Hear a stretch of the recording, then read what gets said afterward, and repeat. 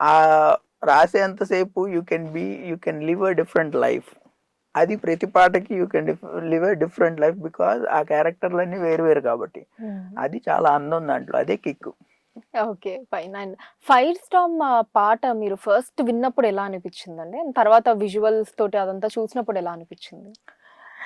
ఈ fire storm పాట actually Sujith గారు, తమన్ గారు ఆ కాంబినేషను. సో దాని విజన్ అంతా వాళ్ళది ఎక్కువగా. సో నేను అప్పటికి కొన్ని ఇలా ఇంట్రొడక్షన్ సాంగ్స్ రాసి ఉండడం, లైక్ 'లియో', 'వేటయాన్' ఇలాంటివన్నీ పెద్ద పెద్ద మూవీస్కి అనిరుద్ధ్ గారికి నేను ఇంట్రొడక్షన్ సాంగ్స్ రాశాను. అది చూసి నన్ను వాళ్ళు అడిగినట్టున్నారు. ముందు ఒక కొన్ని లైన్స్ రాసి ఇవ్వండి అని అడిగారనమాట. రాసి ఇచ్చిన తర్వాత ఆయన మన సుజిత్ గారికి నచ్చి దెన్ తమన్ గారి దగ్గర తీసుకెళ్లారు.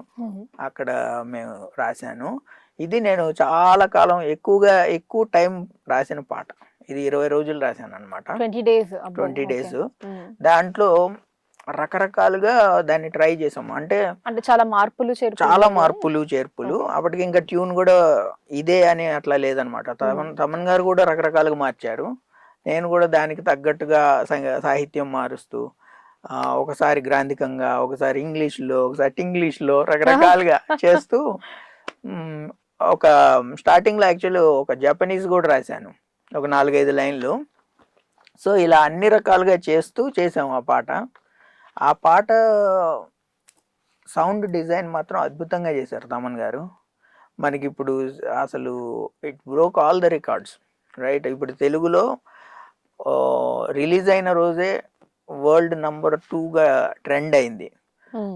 అది దాదాపు 10 మిలియన్స్ చాలా ఫాస్ట్గా వచ్చేసింది. ఆల్మోస్ట్ 1 మిలియన్ లైక్స్ వచ్చేటట్టు ఉంది. సో అది విన్నప్పుడే నాకు అంటే అంత ఆయన ఫస్ట్ తమన్ గారికి ఆ విజన్ ముందే ఉంది. ఆయన నాకు చెప్పారనమాట, మనం అత్యంత పెద్ద పాట చేస్తున్నాం, ఇది మనం మీసం తిప్పే సినిమా పాట అని ముందే ఆయనకి విజన్ ఉంది. అలానే ఉంది రిజల్ట్ కూడా. ఓకే, సూపర్ అండి.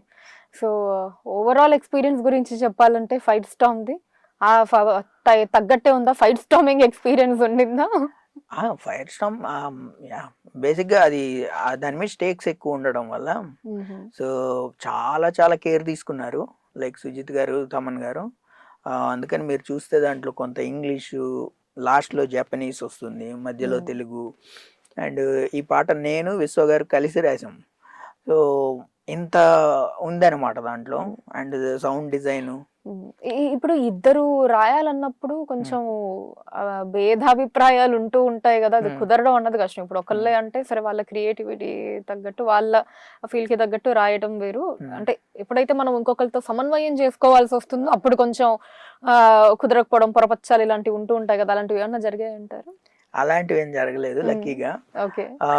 అది తమన్ గారి విజన్, అది అలా ఉండాలి, సో అండ్ సో చేయాలనేది.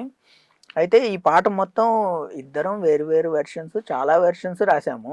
తర్వాత ఇద్దరిది ఉండాలి అని డెసిషన్ అనమాట. అప్పుడు మళ్ళీ దెన్ కూర్చొని కొంచెం అలైన్ చేసాము వాటిని. అందుకని చూస్తే అది ఇద్దరు రాసినట్టుగా ఏమి ఉండదు, ఒక స్టైల్లోనే ఒదుగుతుంది. నేను ఆయన దాదాపు ఒక 4-5 రోజులు అక్కడ చెన్నైలో పార్క్ హైత్లో పెట్టారు మమ్మల్ని. సో అక్కడ ఉండి ఇదంతా సెట్ చేసి అంతా అయిపోయాక షాపింగ్కి వెళ్ళి ఏవో ఆయనకు కావాల్సిన ఇన్స్ట్రుమెంట్లు అలాంటివి మేము కొనుక్కొని కొంచెం షాపింగ్ చేసుకొని భోజనాలు చేసి అలా ఆయనతో మంచి స్నేహం కుదిరింది.